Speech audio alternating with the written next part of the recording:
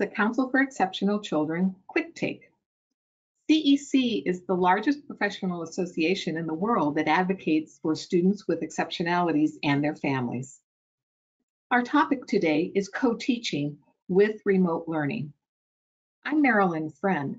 I'm a former general ed and special ed teacher, a former faculty member and university department chair, and I'm a past president of CEC.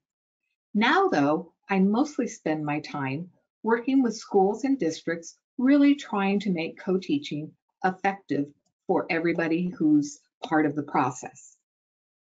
Now, next slide, please.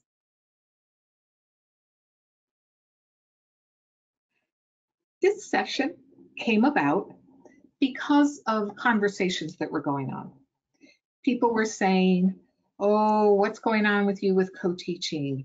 What's happening? How is this going to occur in this pandemic time with virtual learning and lots of problems with it? And so rather than trying to guess what was going on, I made a decision to contact a number of people, find out what they were doing, and take their advice and share it with you. So what's in this session is actually thoughts from professionals in all of these states. By the way, it occurred to me that might look like a pandemic map of some sort, but it's not. These are the states that replied to a request for information. So let's spend just a minute on a starting point and talk about what's going on. Have you ever heard these sorts of things being said in the past few weeks? For example, we're building this plane as we're flying it. This feels like the Wild West of co-teaching. Or we're doing the best we can. It's like we're starting over again with our whole co-teaching program. There are reasons for this. And what I'd like to do is talk a little bit about that. The first thing that's going on that's, I think, causing a lot of confusion and a lot of questions is that co-teaching depends largely on your remote learning format. And there are several that are out there right now. The first one is the most basic. Packets are being sent home. Maybe it's a hard copy or maybe on a flash drive if students have devices. And teachers are making phone calls for contacts. This, of course, does not feel particularly co. A second option is that there are packets being sent, sometimes via email or the hard copy or flash drive, but then teachers and co-teachers are holding electronic meetings, Zoom, WebEx, Hangout, Meet, you name it. There are all kinds of options with phone calls as an alternative for students who don't have access to those other electronic options. A third option that's fairly common is that lessons are being recorded.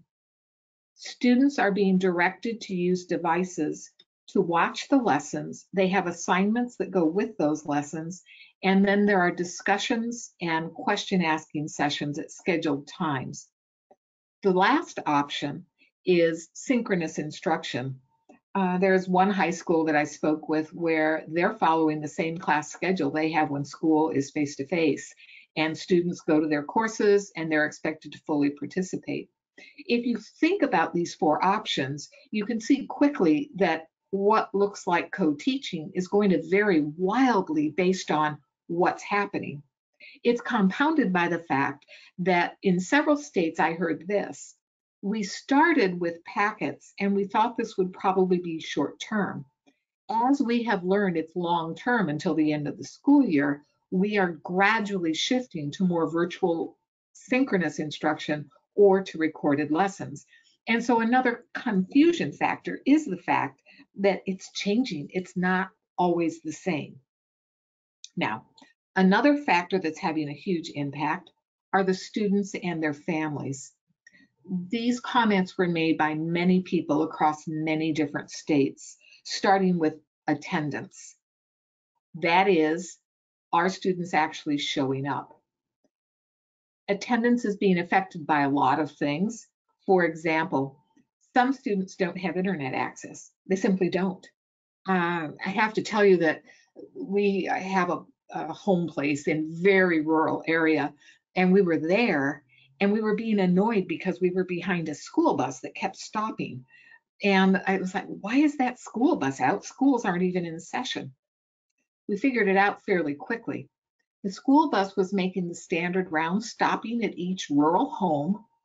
Someone on the bus was handing to a parent who met the bus a packet of information for the students to use for learning.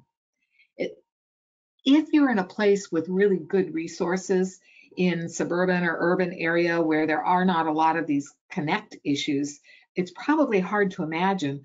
But if you're in a place that's very rural, both the access and the equipment access can be serious. I've even heard from a couple of places that buses are being used equipped with Wi-Fi so that they can go to a place that has enough population density like an apartment complex, and students can access Wi-Fi by sitting in the parking lot even if they were not allowed to get on the bus. So there are a lot of things going on for families. Other things that are in this list include these. Kids don't have proficiency in using the electronic tools, whether it's synchronous or asynchronous, especially younger children. There's scheduling challenges. Families may have to send kids to a relative while the parent works, and the family member, the caregiver doesn't have access. Caregivers may not be available. Special educators really need to touch base with caregivers sometimes to help kids figure out what they're doing, and those individuals are not necessarily there. Another issue, there are lots of these, is that students have other home responsibilities. This has several different versions. I heard several times that older siblings are taking care of younger siblings and they're simply not available to go to school. I've also heard in some homes, there's only one computer available, and so who gets to use that depends. There are also other insecurities that we're all aware of. Food and housing are just two of them, to say nothing of psychological insecurities in this day and age. And so there's just a lot going on. Finally, student motivation. I heard one person wrote and said, it's very interesting how students are a lot less interested in their screens now than they used to be. For some students, it's about organizational skills. For some students, it's about if they don't have the understanding of how to use the tools, they lose their motivation right away. And so some teachers are even finding they have to step back and really instruct students on being a virtual student, and that has to happen before kids can actually access the technology. Now, if we're going to make it work, here are a few of the ideas that teachers are sharing. First, as I start this, understand that co-teaching is complex all the time. When we add it in a virtual or a remote environment, all it does is exponentially compound those complexities. And so everyone is on a path, and the start of that path is to really work at strengthening the partnership. For example, many people are finding they need to treat this kind of co-teaching almost like it's a new relationship.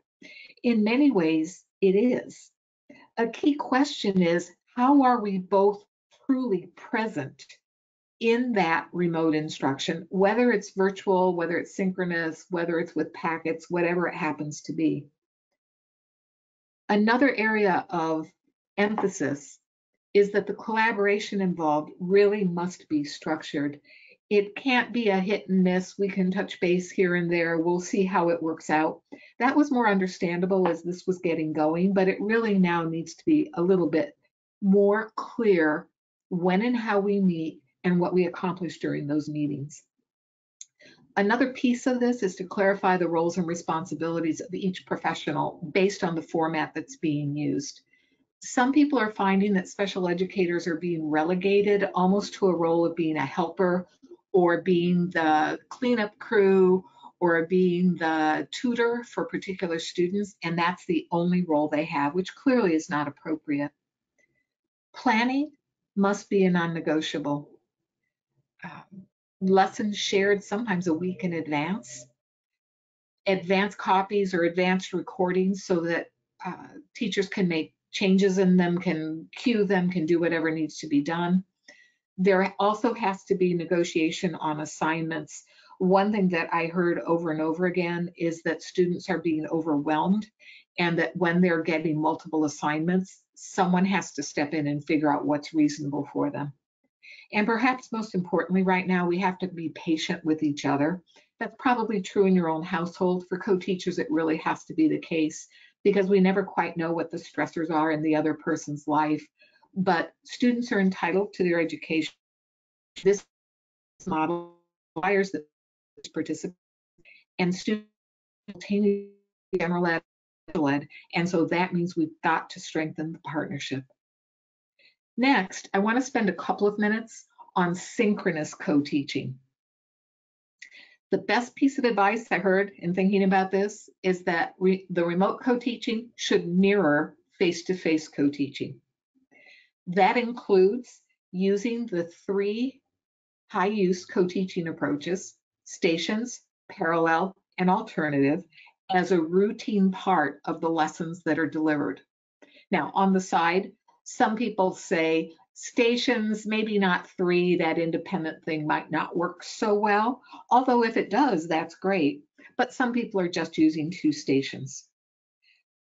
Platform options are being used to create rooms for instruction in those small groups.